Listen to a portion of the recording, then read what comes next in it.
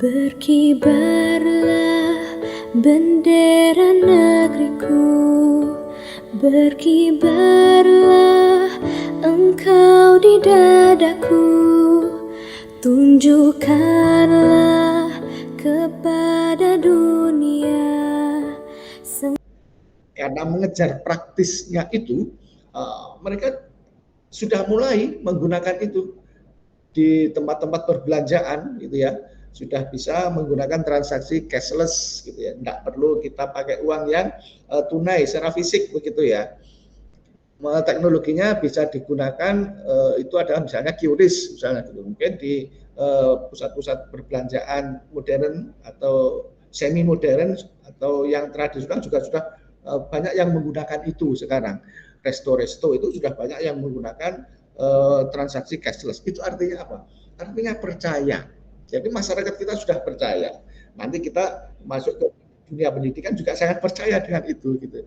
Kita percaya.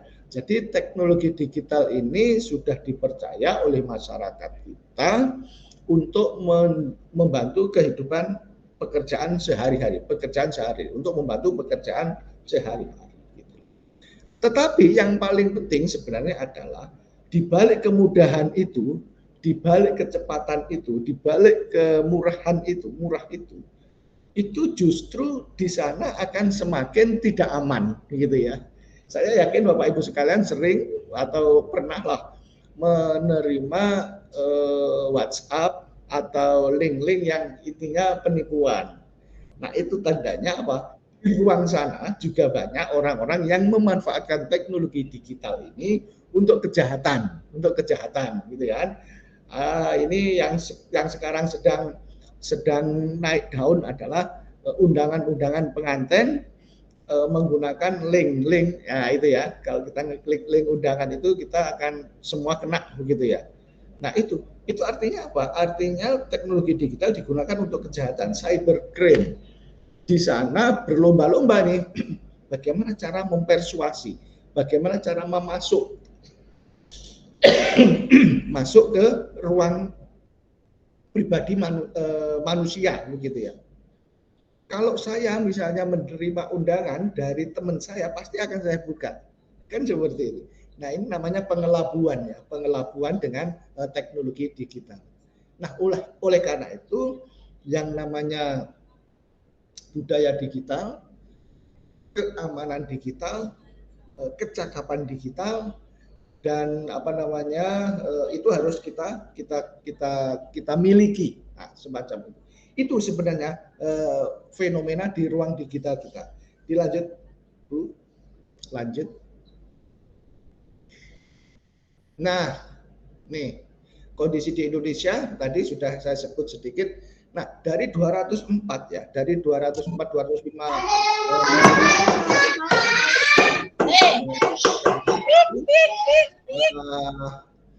ada sekitar 170-an ya yang menggunakan media sosial. Nah, ini kita sudah sedikit masuk ke media sosial. Menggunakan media sosial. Media sosial banyak sekali, baik berupa aplikasi percakapan atau aplikasi yang lain, misalnya Facebook, Instagram, Thread dan semacamnya. Nah, ini sudah mulai digunakan sangat banyak oleh masyarakat kita. Yang terkoneksi dengan internet itu sekitar 205 jutaan, yang sudah menggunakan medsos sekitar 170-an, dan terus berkembang semacam itu. Ini memang bergantung dengan device-nya. Nah, itu artinya apa? Artinya masyarakat kita sudah memiliki budaya baru, lifestyle gitu ya, gaya hidup yang baru untuk memanfaatkan teknologi digital itu. Nah, mengapa seperti itu? Nah, ini yang paling penting. Ini nanti kaitannya dengan bagaimana pertarungan antara anak dan bapak, anak dan orang tua. Gitu. Nanti seperti itu. Tapi nanti aja. Kita lanjutkan dulu slide-nya. Nah, ini ya. Tadi sudah kita sebut masyarakat digital kita, masyarakat yang sering berinteraksi dengan teknologi digital, dan mereka sudah melakukan kebiasaan-kebiasaan baru, menggunakan media baru, termasuk nanti di dunia pendidikan. Dan inilah namanya budaya digital kita. Masyarakat digital kita memiliki budaya digital juga. Oke, lanjutkan, Mbak. Lanjut. Nah, ini landscape dari ruang digital kita.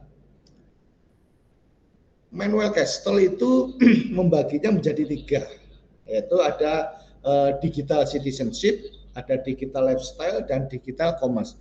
Ini adalah ruang digital kita itu kondisinya seperti ini. Masyarakat digital kita itu kondisinya seperti ini. Digital citizenship itu sebenarnya adalah teknologi digital itu digunakan oleh penguasa, pemerintah untuk memberi pelayanan kepada masyarakat. Jadi dari pemerintah ke masyarakat memberi pelayanan menggunakan teknologi digital.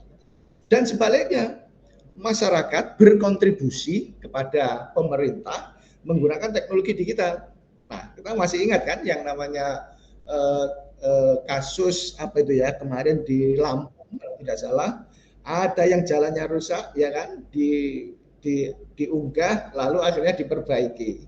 Di mana-mana sekarang menggunakan seperti itu. Jadi itu bagian dari kontribusi ya, kontribusi masyarakat untuk pemerintah. Dan tidak boleh marah pemerintah. Faktanya jalannya berlubang-lubang kan begitu. Jalannya berlubang-lubang diunggah, ayo pemerintah kabupaten bla bla bla, ini jalannya berlubang, tolong dong diperbaiki. Nah, itu.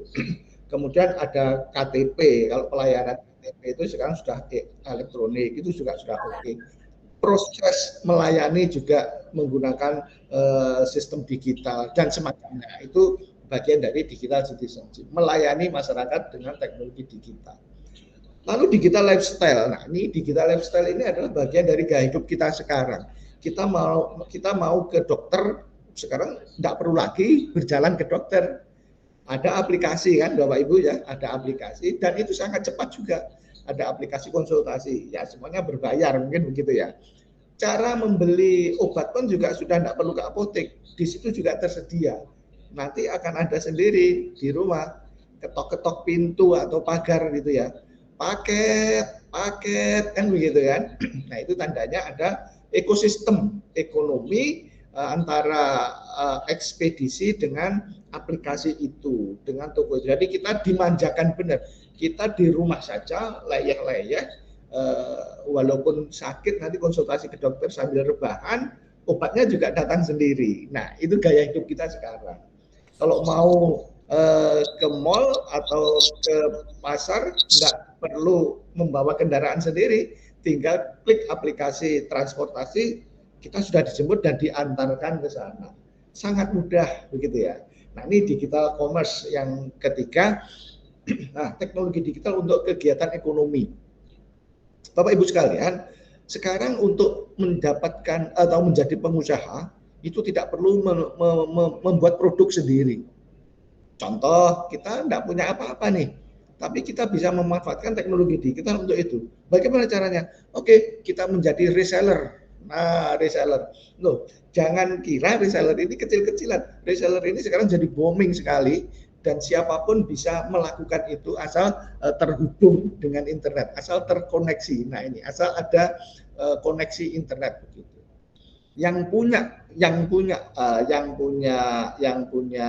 talenta untuk menjual, wow ini adalah media yang paling bagus. Dulu tidak pernah ada semacam ini.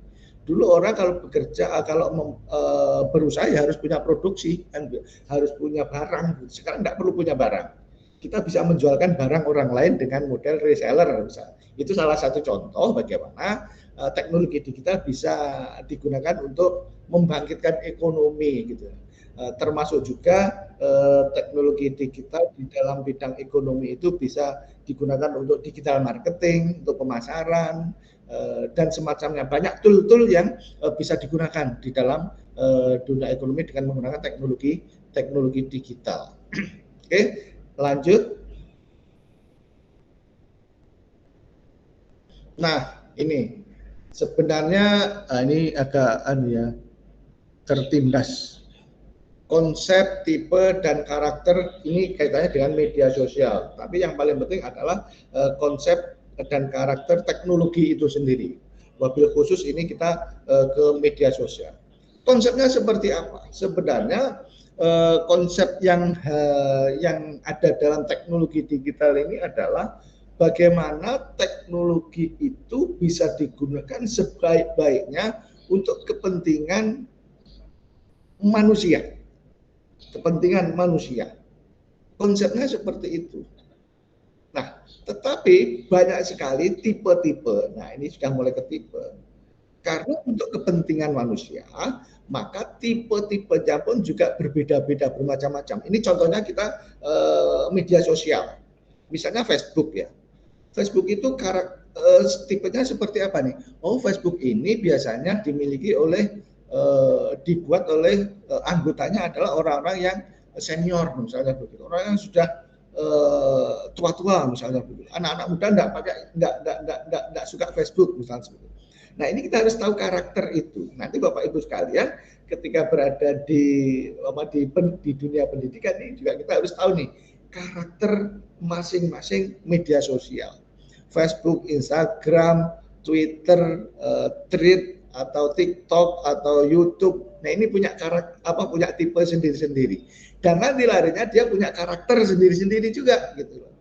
Katakanlah TikTok, karakternya seperti apa? Karakternya seperti TikTok itu video begitu ya, yang panjang begitu ya. Dan bisa digunakan untuk bermacam-macam tema. Nah, itu dia punya karakter.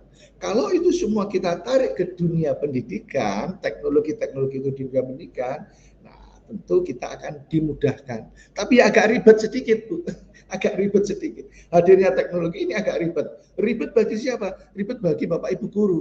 Bagi anak-anak bagaimana? Bagi anak-anak itu enggak ribet. Ini dunianya mereka dan dengan begini dia akan lebih enjoy begitu. Nah, ini ada semacam perbedaan karakter juga antara anak dan gurunya begitu, siswa dan gurunya begitu. Ada karakter. Kadang-kadang gurunya tanya ke siswa kan, biasanya begitu. Ini kok enggak bisa ini. Nah, seperti itu. Tetapi nanti kita coba lihat bagaimana karakter masing-masing generasi itu. Baik, lanjut. Nah, ini langsung saja kita masuk ke konten gitu ya. Jadi konten itu banyak sekali, yaitu bisa teknologi itu bisa menciptakan konten. Ini dasar-dasarnya seperti itu. Bisa untuk entertain gitu ya, entertaining gitu ya, inspirasi begitu ya, untuk mempersuasi bisa seperti itu. Nah, ini kita coba masuk ke educational content. Nah, ini yang fokus kita ada di situ. Jadi teknologi digital for educational content gitu ya. Apa nih konten yang harus kita bawa, yang akan kita jadikan modal bahan untuk kita transformasikan ke anak didik kita. Nah, ini adalah educational content semacam itu. Jadi banyak sekali konten-konten yang bisa tercipta di ruang digital itu dengan menggunakan teknologi digital itu. Tetapi coba kita fokus kepada pendidikan, konten-konten pendidikan begitu. Baik, lanjut. Nah, ini sebenarnya yang paling penting untuk dunia pendidikan sekarang ini, kalau kita ingin membekali anak, ini yang paling penting sebenarnya itu. Ini sebenarnya untuk menjaga gap antara orang tua dan para siswanya, seperti itu. Nah, karena kalau orang tua ini wise-nya sudah ada, bijaknya sudah ada, tetapi belum terlalu mumpuni untuk teknologi digitalnya, tetapi anak-anak ini sudah sangat mumpuni kecakapan digitalnya, tetapi bijaknya belum ada. Nah, ini yang harus dikawinkan. Di ruang kelas itu tempatnya kawin ini, pertemuannya ini gitu, pertemuan ini. Di situ ada safety atau keamanan atau digital safety, keamanan digital.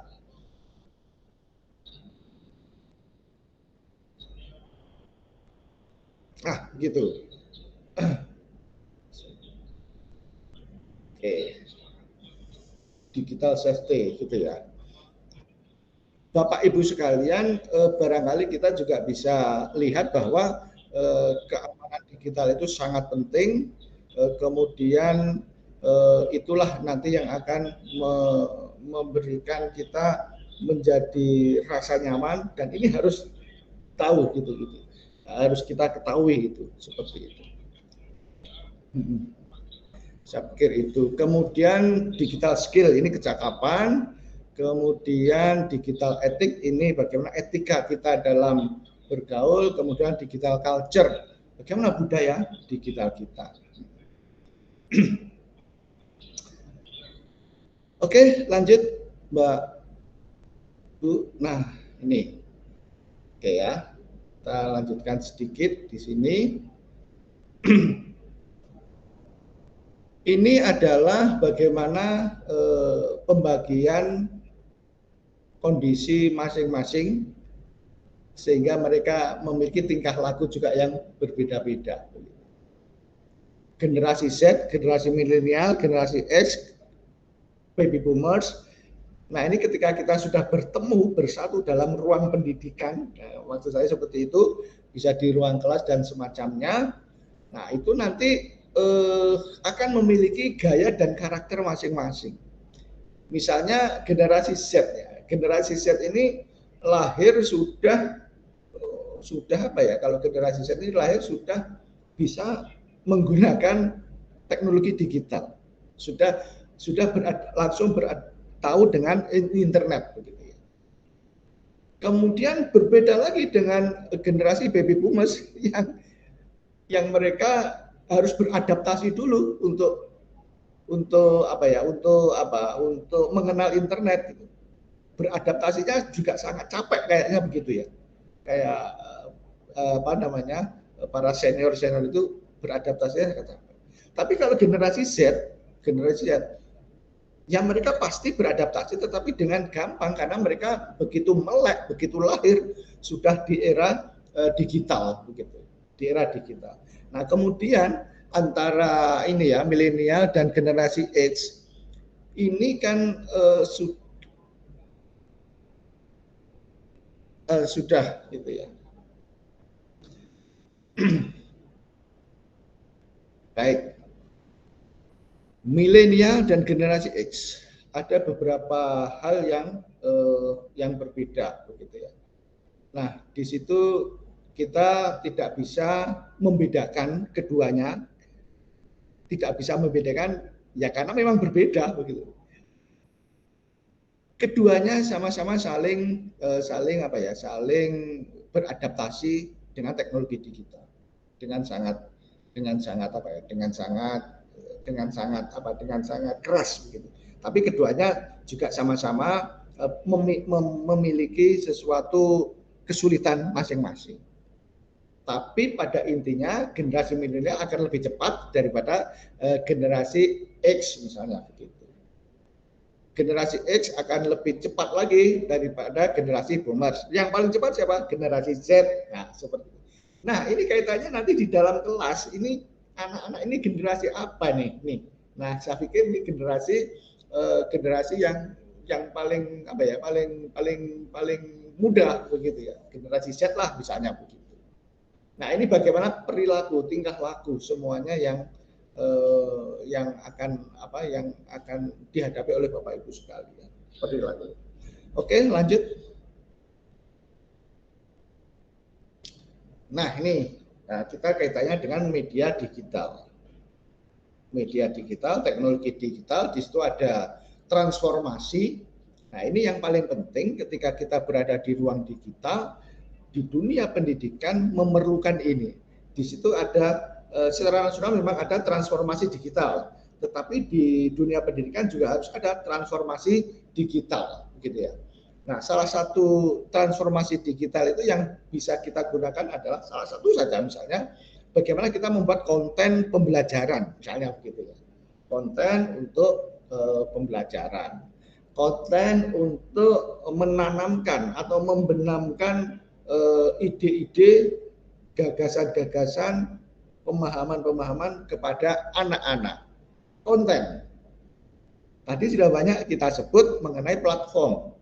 platformnya banyak nih, media digital, media-media digital untuk konten digitalnya sudah banyak sekali. Untuk pembelajaran apalagi juga sudah sangat banyak sekali. Bisa menggunakan teks, bisa menggunakan audio, bisa menggunakan video dan sebagainya. Nah, ini adalah media digital yang bisa dimanfaatkan untuk dunia pendidikan. Next, lanjut. Nah, ini tadi ya sudah kita sebut ada media digital dalam pembelajaran itu ya bisa bermacam-macam atau bisa dipadukan menjadi satu. Nah, begitu. Kemudian di situ ada teks, ada foto, ada audio, ada video. Nah, ini sekarang yang paling marak adalah videonya itu, video. Bagaimana teman-teman Bapak Ibu guru bisa memanfaatkan teknologi digital ini untuk membantu pembelajaran. Media digital di ruang digital untuk pendidikan. Next. Ada juga kita memanfaatkan medsos, Bapak Ibu sekalian.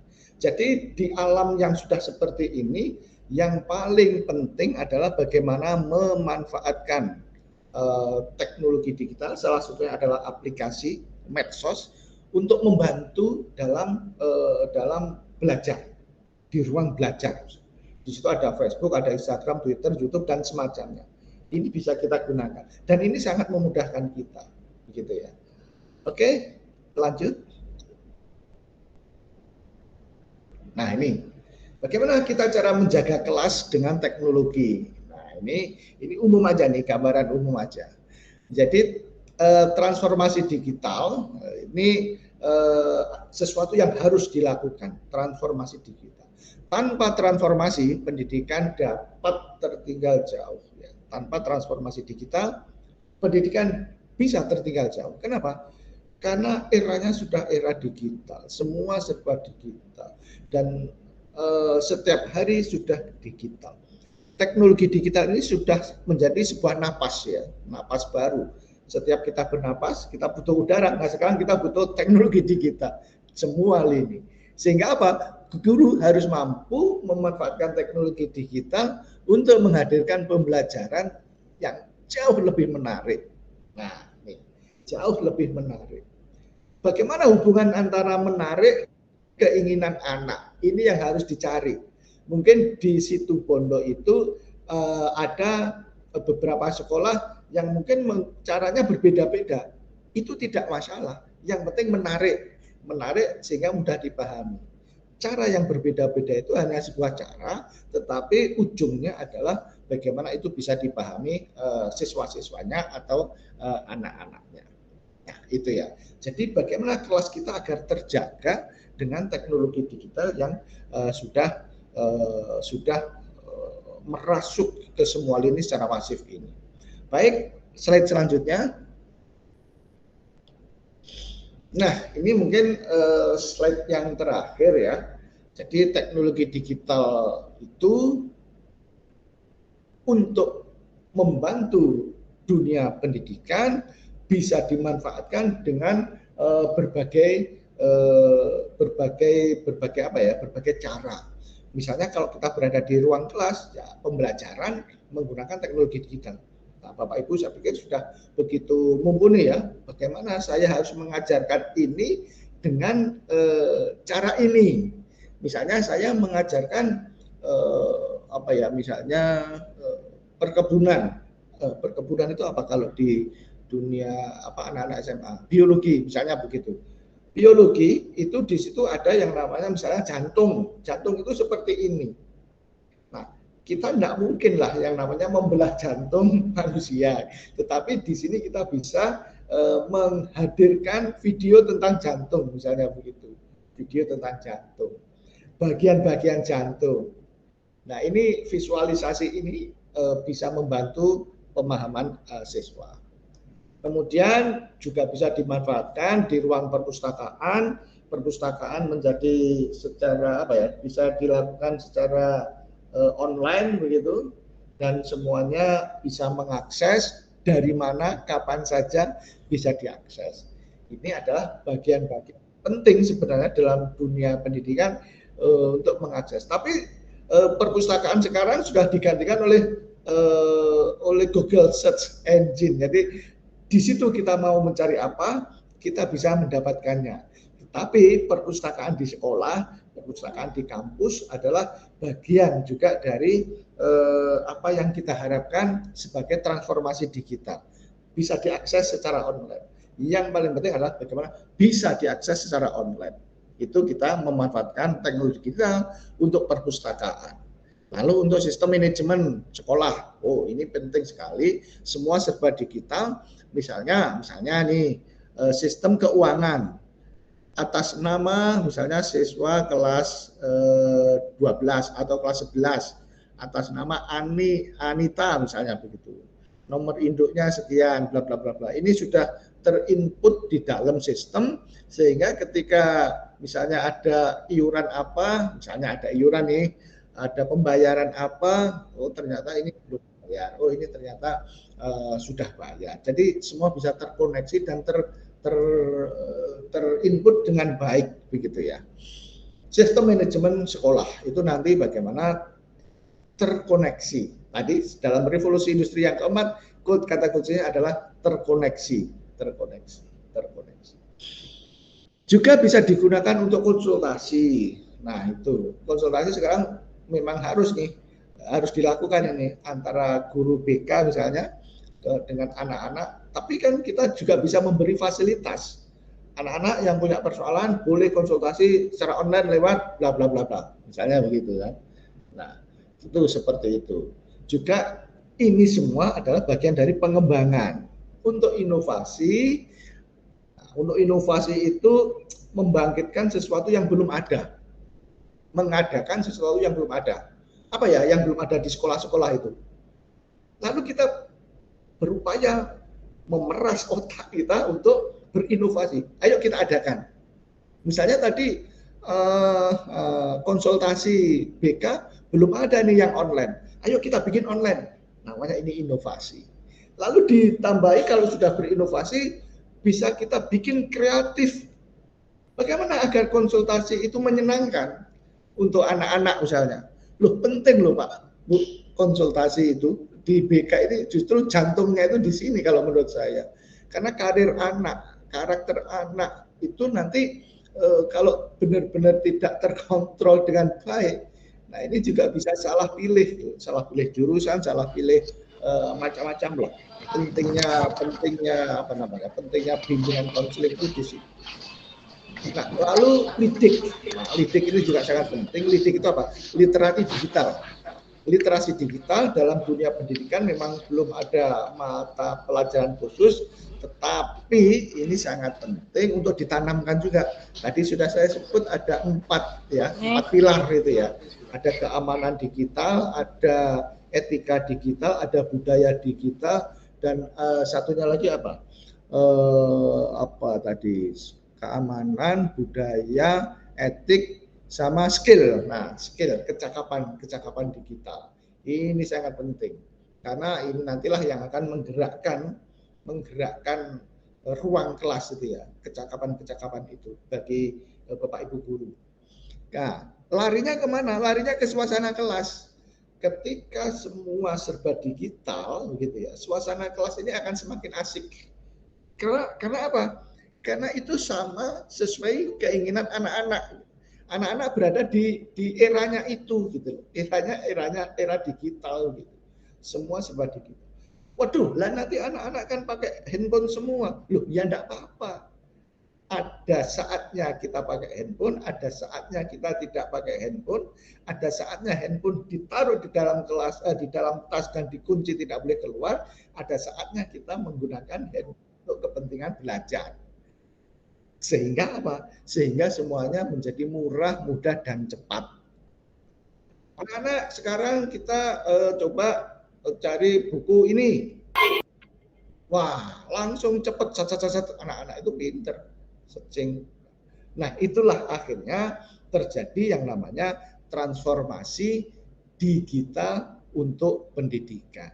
Jadi semua tadi adalah bagaimana balutan-balutan transformasi digital untuk dunia pendidikan. Semua bergantung kepada kita dan semua bergantung kepada niat kita untuk mentransformasi teknologi digital itu. Lanjut. Nah, saya kira itu Bapak Ibu sekalian, sharing saya sedikit tentang teknologi digital. Semoga bermanfaat dan barangkali nanti kalau ada pertanyaan-pertanyaan atau diskusi-diskusi, ayo kita diskusi sebaik-baiknya. Nah, karena ini hari Jumat, barangkali tidak bisa berlama-lama. Mungkin di Situbondo Jumatannya lebih awal gitu ya daripada di Surabaya. Saya kira itu paparan saya. Bunga di taman bunga selasih jumlahnya 7. Cukup sekian dan terima kasih. Wassalamualaikum warahmatullahi wabarakatuh. Waalaikumsalam warahmatullahi wabarakatuh. Terima kasih Bapak. Waalaikumsalam pemaparan materinya. Nah, Bapak Ibu semua, kita telah kedatangan Bapak kita dari Kepala BPKP Provinsi Jawa Timur dan akan memberikan sedikit sarannya dan masukannya untuk kegiatan pada pagi hari ini. Untuk Bapak Abu Her, kami persilakan. Bismillahirrahmanirrahim. Terima kasih Bu Zaituni. Assalamualaikum warahmatullahi wabarakatuh. Waalaikumsalam warahmatullahi wabarakatuh. Selamat pagi, salam sejahtera untuk kita semua. Salam sehat. Mudah-mudahan kita senantiasa diberikan kecemerlangan dan anugerah yang kita tidak sanggup menghitungnya satu persatu. Yang saya hormati Ibu Zaituni, Pak Eko Pemuji selaku narasumber, Ibu dan Bapak semua yang hadir membersamai satu ikhtiar yang sangat baik ini dalam satu wadah yang tentu menjadi satu upaya kebersamaan dalam rangka Thalabul Ilmu yang hari ini tajuk yang sangat menarik yaitu berkaitan dengan literasi digital. Pertama saya mohon maaf tadi larut dalam satu permainan di lapangan sehingga lupa kalau saya untuk hadir di kesempatan awal meskipun sudah diingatkan oleh Ibu Diana.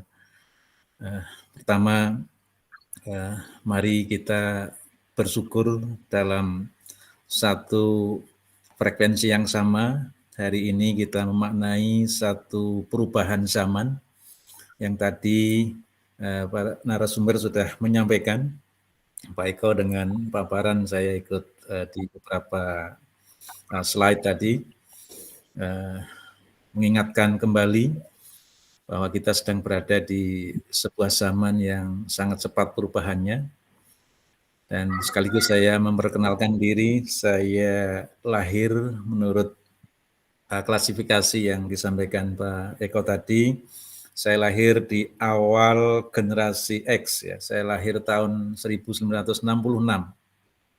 Nah, tentu ini merupakan satu kesempatan bisa bertemu dengan generasi milenial dan generasi Z yang tentu akan selalu menginspirasi kita, terlebih kita yang diamanati untuk membersamai anak-anak kita menyongsong zamannya dalam bidang pendidikan. Sebagai satu inspirasi tadi Pak Eko menyampaikan betapa kita tertantang ketika kita akan menyampaikan bahan-bahan belajar yang saat ini sudah tersedia sangat marak dalam layanan sumber informasi. Tentu ini menjadi satu tantangan bagi kita semua. Ketika bagaimana kita membersamai anak-anak kita yang sudah lahir pada era digital yang sangat marak, tentu ini menjadi sebuah tantangan kita semua. Sekaligus saya ingin berefleksi, saya pernah bekerja di unit Pustekom Kemendikbudristek dari tahun 92.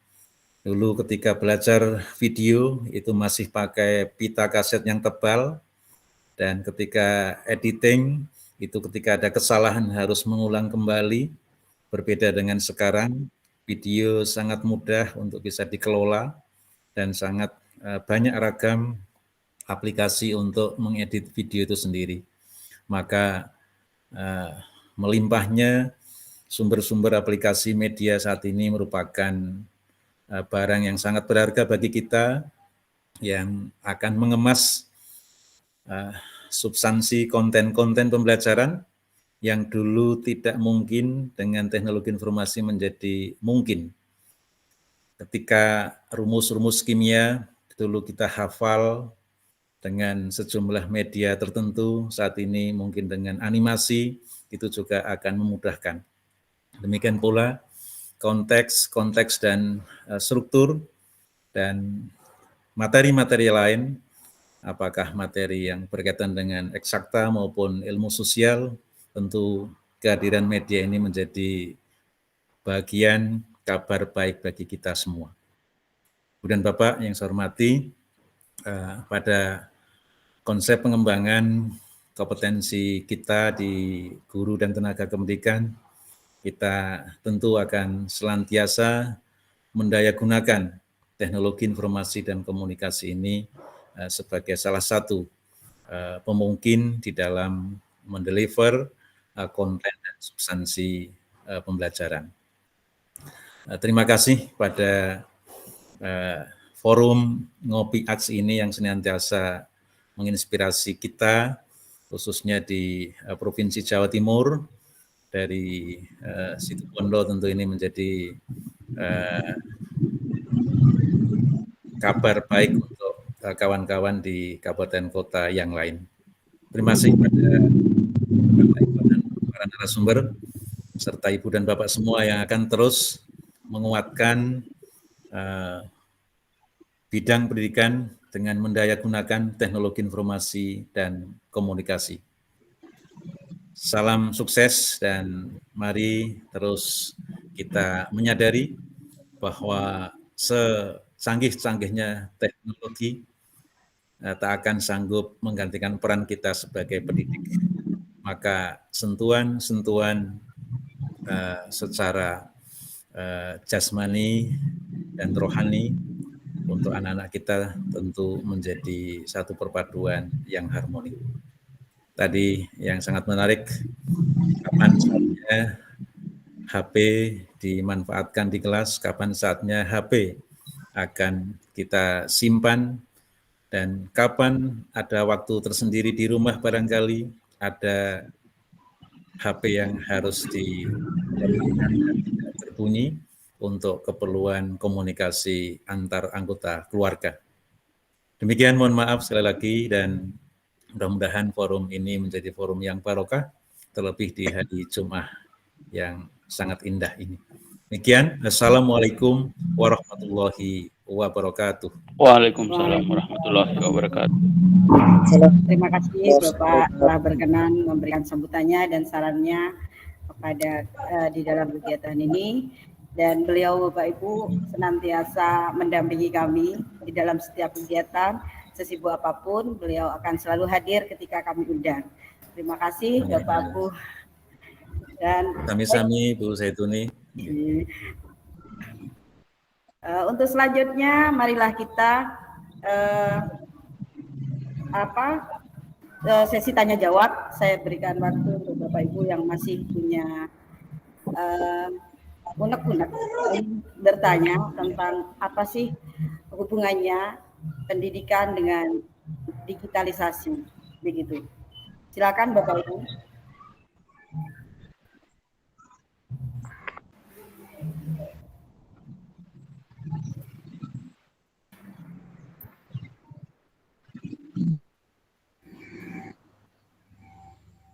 Wow.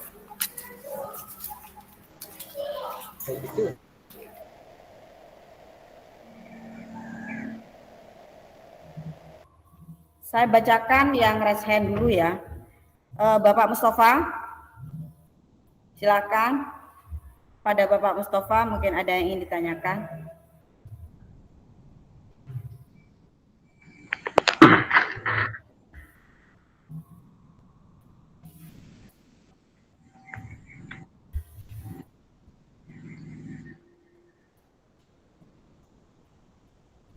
Silakan Bapak Rojai, kalau Bapak Mustafa tidak ada, kita lanjut ke Bapak Rojai, silakan.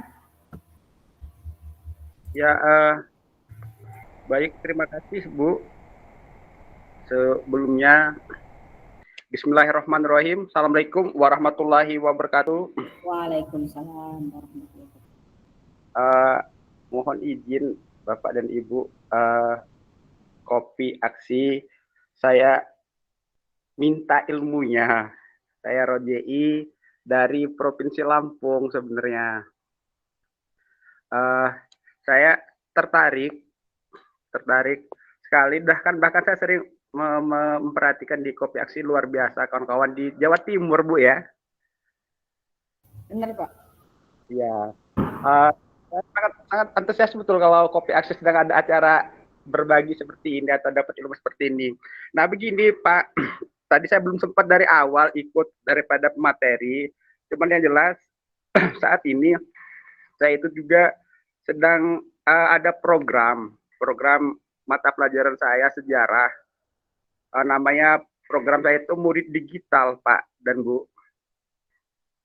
Murid digital itu artinya semua kegiatan peserta didik betul saat di sekolah dan saat jam pelajaran saya itu saya sudah minta izin, ada juga kebijakan dari sekolah boleh membawakan gawai atau HP sewaktu jam pelajaran gitu Bu. Kemudian yang masih saya agak bingungkan itu Bu, sedikit yang jadi masalah itu kadang-kadang peserta didik itu, murid-murid itu untuk mengumpulkan hasil daripada karya mereka, ini kan berbasis proyek nih Pak Bu, itu memang kadang-kadang gimana ya, agak di luar daripada keyakinan yang mereka buat bersama gitu Bu. Nah kemudian yang berikutnya, jadi kemudian ada sisi kurang baik ya. Jadi mereka ini kalau menyampaikan dengan orang tua mereka bahwasannya selalu minta untuk berikan data, padahal sebenarnya tidak untuk gunaan daripada KBM pembelajaran di saya gitu Bu. Nah sebaiknya apa ya Bu, apa ya buat. Baik Bapak, karena ini waktunya sudah, waktunya mepet, saya sudah connect dengan pertanyaan Bapak. Jadi ini masalahnya adalah izin dari orang tua untuk membawakan HP ke sekolah begitu. Kemudian dari kepala sekolah mungkin begitu ya Bapak? Ya, sip. Izin dari kepala sekolah dan izin dari orang tua, serta bagaimana pengumpulan dari tugas-tugas melalui digital tadi, HP tadi, begitu ya Pak Iwan. Untuk Bapak Eko silakan, mungkin punya saran atau pendapatnya, silakan Pak. Baik, terima kasih Pak siapa tadi, Pak Rojai.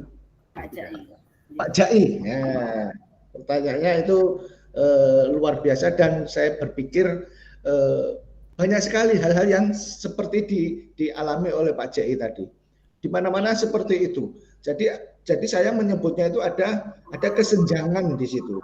Oke, yang pertama adalah kesenjangan antara siswa dan gurunya, kesenjangan teknologinya ada di situ. Tapi abaikan aja soal itu. Yang kedua, soal handphone, membawa handphone atau boleh atau tidak boleh, persoalannya kan di situ tadi.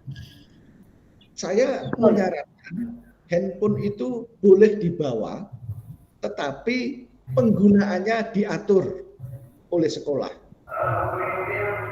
Saat belajar yang tidak memerlukan HP harus mati, HP harus berada di dalam tas, begitu ya. Jadi saat belajar memang tidak boleh, saat guru menjelaskan, menerangkan, tidak boleh ada yang namanya anak menggunakan handphonenya atau menggunakan gawainya. Kecuali nanti ada pas kegiatan yang anak harus menggunakan handphone. Persoalannya muncul, bagaimana anak yang tidak punya handphone misalnya begitu, atau handphonenya yang speknya tidak bisa lebih bagus misalnya.